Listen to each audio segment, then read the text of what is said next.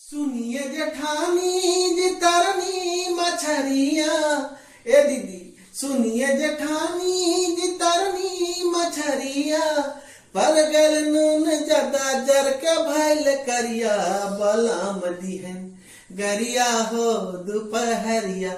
बलम दिहन गरिया हो दोपहरिया। बलम दिहन गरिया हो दोपहरिया। बलम दिहन गरिया हो दोपहरिया।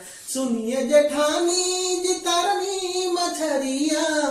पर गल नून ज्यादा जर के भैल करिया। बलम दिहन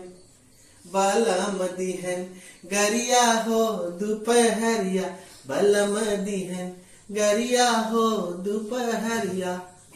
सुनिए जेठानी जी तरनी मछरिया। ए दीदी सुनिए जेठानी जी तरनी मछरिया। पर गल नून ज्यादा जर के भैल करिया।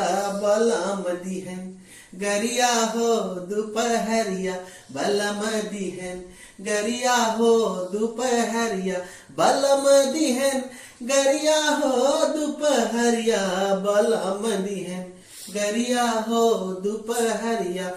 सुनिए जेठानी जी तरनी मछरिया। पर गल नून ज्यादा जर के भैल करिया। बलम दिहन गरिया हो दोपहरिया। बलम दिहन गरिया हो दोपहरिया।